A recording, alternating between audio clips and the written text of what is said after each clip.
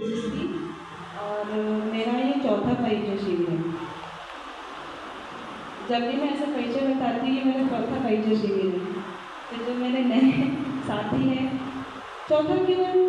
आप जितनी बार कर चुके हो ना, तो वही तो बताते हैं। तो आपका चौथा परिचय शिविर आप क्यों आए?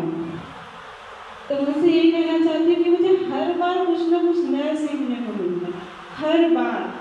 और इनफैक्ट ऐसा नहीं कि सिर्फ प्रबोधक जी से, मतलब जो मेरे साथी हैं ना, उनसे भी जो प्रश्न निकलते हैं, उनसे भी मुझे कुछ ना कुछ क्लैरिटी आ ही जाती है।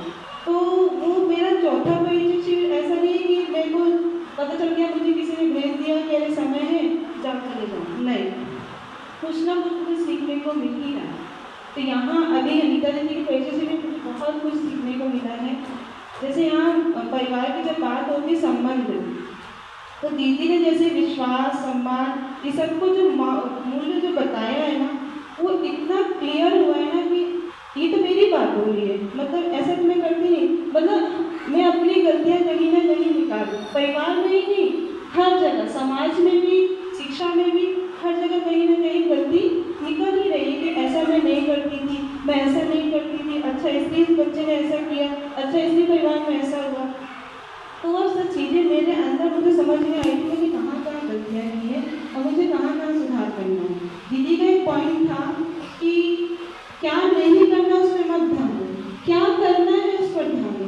जब आप क्या करना है उस पर ध्यान दोगे तो क्या नहीं करना अपने आप चला जाएगा। तो परिवार में जो भाव को जो उन्होंने व्यक्त किया, कृतज्ञता, श्रद्धा, बहुत अच्छे से समझा है मैंने। और उसके बाद जो मानव मूल्य कि आपके मानव मूल्य क्या क्या है, धीरता, वीरता, उदारता, तो वो जो धीरता का पार्ट मैंने दीदी के अंदर ही देखा।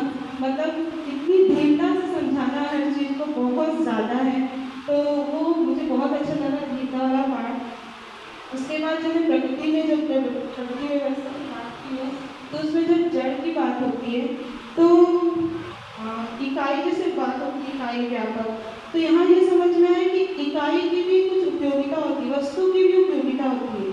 हम उस उपयोगिता को बिना ना समझे हम उसको कहीं ना कहीं शोषण में, प्रकृति के शोषण में ले जाते हैं। मतलब उसकी उपयोगिता क्या है, उस जड़ की उपयोगिता क्या है, वो हम नहीं समझते, हम उसको कहीं और लेकर चले जाते, किसी और दिशा में लेकर चले जाते हैं। अगर मैं यहाँ पे उपस्थित हूँ, मेरा शरीर है और बोलते हैं शरीर जीवन का एक रूप मानव है, तो मेरी भी कुछ उपयोगिता है, वो हम समझते ही नहीं है। बस हम सोचते हैं कि ऐसे ही तो होता है, ऐसे ही तो करते हैं। तो बहुत अच्छे से क्लियर हुआ कि जो उपयोगिता की बात होती है, अगर हम वो समझ जाए ना, तो प्रकृति का शोषण तो होना ही नहीं है। वो बहुत अच्छे से क्लियर हुआ। और जो भाषा की दीदी ने बात की थी कि भाषा से ही हम बहुत कुछ सीख सकते हैं, और बच्चे के सामने जो हम बात करते हैं उससे बहुत प्रभावित होते हैं।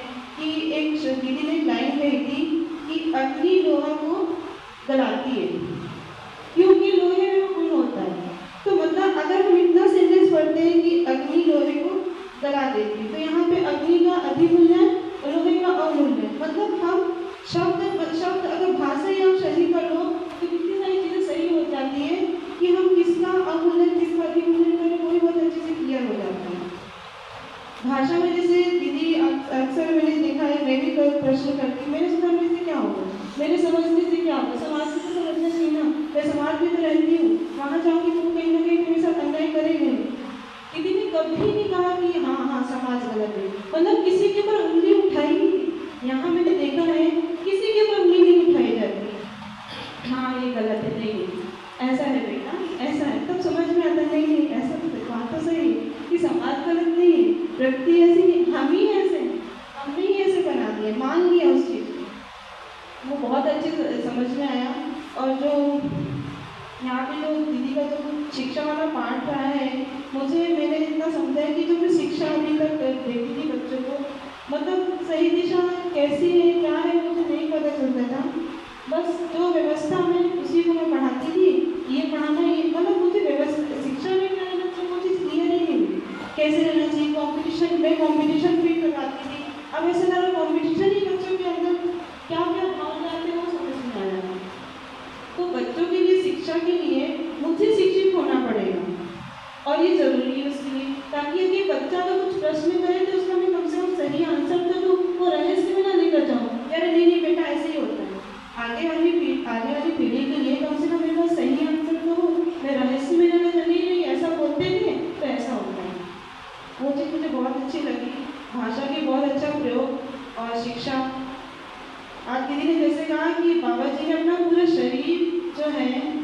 का जीवन था उसमें पूरा लगा दिया कि मुझे जो ज्ञान प्राप्त हुआ है मैं सबको दूँ। ये हमारी भी जिम्मेदारी है कि मतलब मैं अपनी जिम्मेदारी समझती हूँ कि हाँ मेरी भी जिम्मेदारी है कि मैंने तो ले लिया है, अब वो कितना अड़चन में आता है मैं बात नहीं पता चल, लेकिन ये मेरी जिम्मेदारी है कि अब मैं इसको आगे बढ़ाऊँ। ये मुझे ऐसा लगता है सब कि ऐसा नहीं कि उसने नहीं किया, उसने मेरी जिम्मेदारी है वो मैं समझती हूँ।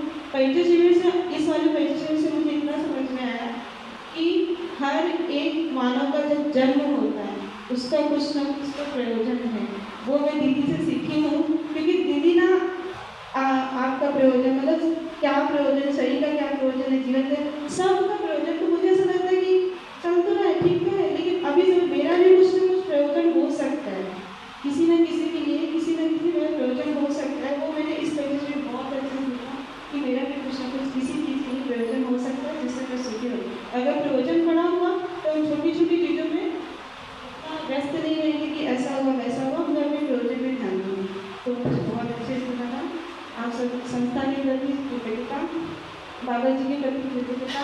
मेरे जो मैं अध्ययन भी करती थी वहाँ भी मेरे कुछ फ्रेंड्स हैं, तो जैसे ही मैं आती थी तो उनका फेस देख के मुझे इतना अच्छा लगता था और मैं फर्स्ट टाइम उनसे मिली थी और मैं 1 महीने बाद आई थी अध्ययन में। तो उन्होंने पूछा कि कैसे इतनी लेट से क्यों आए, हम आपको समझा देंगे ना, हम आपको समझा, मतलब मैंने बोला भी नहीं, मैंने बोला भी नहीं कि मुझे डाउट है, मुझे ये नहीं समझ, वो खुद से ही बोल रहे हैं हम आपको समझा देंगे ना। बहुत सारे ऐसे फ्रेंड्स हैं जो उन्होंने मुझसे ही कहा हम आपको समझा देंगे ना। मतलब मुझे ऐसे कैसे भाव हो सकते कि मैं तुमको जानती भी नहीं, मैं तुम नाम भी नहीं जानती, तो वो कैसे बोल रहे हैं। तो इनसे बात भी करते तो मुझे ऐसा लगा कि इनके अंदर इतने अच्छे भाव है, तो मुझे बहुत अच्छा लगा, उनके प्रति भी कृतज्ञता, संस्था के प्रति भी कृतज्ञता। मुझे बहुत लगा इस बार का अच्छा परिचय, बहुत अच्छा लगा। मैं मतलब बहुत इतना अच्छा लगा कि हाँ ये परिचय मज़ा आ गया, इसमें मज़ा आ गया क्योंकि मुझे